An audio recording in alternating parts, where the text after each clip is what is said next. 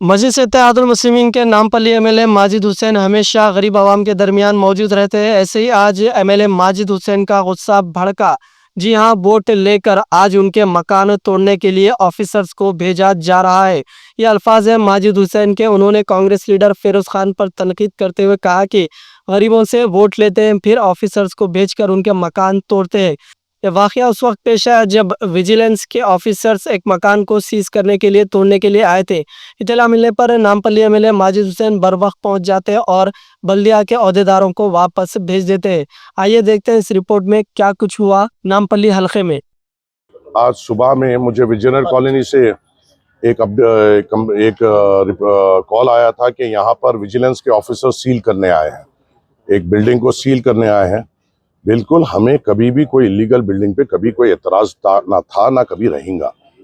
अगर जीएचएमसी या गवर्नमेंट के कोई ओहदेदार किसी भी बिल्डिंग पे अपने तरफ से due process of law follow करते हुए अगर कोई काम करते हैं, हमें कोई प्रोसेस नहीं हो, हमें कोई प्रॉब्लम नहीं होगा। मगर ये जो पर्टिकुलर बिल्डिंग है, इसमें जो 3 कंप्लेनर्स है, सबसे पहला कंप्लेनर है वसीम, जो कांग्रेस पार्टी का नॉमिनेटेड मेंबर है गुडी मलकापुर फ्लावर मार्केट में। एक है असद, जो यहाँ का जो कॉन्टेस्टेड कैंडिडेट फिरोज है उसके साथ रहता, जो रहता सरदार बेग साहब की दरगाह कर, और ये वसीम रहता सीतारा बाग में। और एक प्रवीण बोल के कंप्लेनर है जो फिरोज खान के साथ रहता, जो रहता संतोष नगर कॉलोनी में। ये तीनों कंप्लेनर्स का इस कॉलोनी से दूर दूर तक किलोमीटर तक कोई रिश्ता नहीं। ये लोग एक एक्सटॉर्शन रैकेट पूरे नामपल्ली में चला रहे हैं। इससे पहले भी जब आसिफ नगर पीएस का ये झड़प हुई थी, मैं बार बार लोगों को चीख कर कहा कि ये लोग इन राइटिंग कंप्लेन डाल रहे हैं और यहाँ पे एक एक्सटॉर्शन रैकेट चला रहे हैं और बिल्डिंग्स के ओनर्स को सता रहे हैं। मेरी आपसे, आपके जरिए से पूरे बिल्डिंग ओनर से ये गुजारिश, अगर कोई भी आपको एक्सटॉर्ट करने की कोशिश कर रहा है, आप प्लीज मेरे पास आइए, मैं आपके साथ ठहरूंगा, इर्रेस्पेक्टिव ऑफ हिंदू मुस्लिम या कुछ भी हो। फिरोज को शर्म आनी चाहिए कि आज वो एक हिंदू का घर तोड़ा रहा है। ये वही हिंदू कम्युनिटी है जो उसके साथ एक साथ इलेक्शन में ठहरी हुई थी, और आज वही कम्युनिटी के जो लोग उसके साथ थे, मैं उनसे पूछता हूं, क्या तुमको शर्म नहीं आती कि तुम्हारी साथ के एक भाई का पूंजी की कमाई को आज तोड़ा जा रहा है? और एक्सटॉर्शन कितना किया जा रहा है? 30 लाख रुपए का वीडियोस है।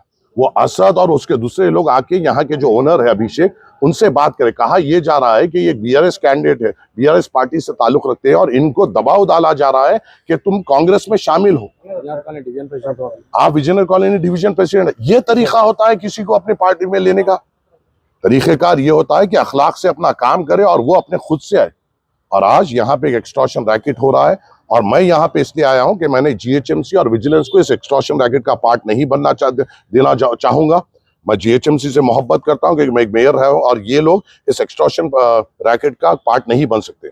अगर कोई ऑपोजिट नेबर हो या पड़ोसी हो, वो कंप्लेन देता है तो जेन्युइन कंप्लेन है। एक संतोष नगर में रहता है एक फालतू, एक रहता है सरदार बेग साहब की दरगाह में जो अभी तक औकाफ का किराया बाकी है, एक काला भिलावा रहता है सीताराम बाग में। ये लोग आके विजयनगर कॉलोनी में कंप्लेन क्यों कर रहे हैं? इनका मकसद ये है हराम कमाई से अपने घर को चलाए, हराम कमाई से अपनी औलाद को पालाए और अपने आका के शराब के खर्चे को उठाए। ये है इनका काम। इनके आका का अब शराब पीने के भी पैसे नहीं है, तो अपने कुत्तों को गली गली भेज रहा है कि लोगों से पैसे लूट कर लाओ ताकि मैं उधर शराब पी सके। ये हराम, ये फालतुओं को सोचना चाहिए कि ये वही कम्युनिटी है जो तुम लोगों का साथ दी है, और आज वही हिंदू कम्युनिटी के खिलाफ ये लोग बुलडोजर लेके आए हैं, जिसे रोकने के लिए मंजलिस ठहरी हुई है, जिसका साथ आप लोगों ने नहीं दिया। ये याद रखिए हमेशा, और हम इस घर के साथ ठहरेंगे, पूरी मजबूती के साथ ठहरेंगे और इस घर को धक्का लगने नहीं देंगे। हकीकत मैं काम करता हूँ, मैं विजयनगर कॉलोनी का डिवीजन प्रेसिडेंट हूँ। मेरे पास मैं घर बना ले रहा हूँ, वो लीगल इलीगल वो अलग बात है। मैं क्या बोल रहा हूँ, उसमें मैं कोर्ट को गया सो मेरे पास कोर्ट नोटिस है ऑलरेडी। मेरे को एक नोटिस भी कोर्ट ऑर्डर से मेरे पास खिलाफ जीएचएमसी के वैलिड, वो पूरा बेखातर करते हुए आज खाली एक्सटॉर्शन गैंग की वजह से ये विजिलेंस टीम जीएचएमसी हो गई, जीएचएमसी के बाद विजिलेंस टीम डायरेक्ट अटैक कैसा कर सकती है हमारे को समझ में नहीं आ रहा। अगेंस्ट कोर्ट ऑर्डर्स बोले तो कोर्ट की ऑर्डर की कोई परवाह नहीं है, they are going to trash out the court orders और व्हाट, वो समझ में नहीं आ रहा। ये कोर्ट वैलिड कोर्ट ऑर्डर है। इसके बाद मैं क्या बोल रहा हूँ, मैं समझाया बताया भी उन लोगों को, उन देखने की लायक नहीं कर रहे, उसको कम से कम केयर भी नहीं कर रहे। और ऊपर से बात हुई 30-30 लाख रुपए के एक्सटॉर्शन कहाँ से ला के देंगे भाई? अभी तो पैसे जरा गरीब लोगों से, अभी तो थोड़े पैसे वही बैंक लोन उठा के कर रहे। इसकी बैंक लोन की स्टेटमेंट बताता हूं मैं, अभी तो शुरू हुए। एक्सटॉर्शन असद, प्रवीण, शेजान, नंदू, ये पूरे यहाँ के लोकल नहीं है। फिर 4-4, 5-5 किलोमीटर के फेरोज खान का काम करते। फेरोज खान साहब क्या बोलते, मेरे को आओ, वहां पे आओ, मेरे को जुल्म कर देते कि आके पैरा पड़ो, बीआरएस छोड़ दो। अरे कैसा छोड़ते भाई? मेरी पैदाइश बीआरएस में, जब तक मेरी पार्टी मेरे को इज्जत दे रही, इज्जत करा दे रही, खाली 10 साल हुकूमत में थे, एक दिन भी किसी की एक कंप्लेंट कराना कहीं कहा तो भी एक जगह भी मेरे पास एक कंप्लेंट नहीं है।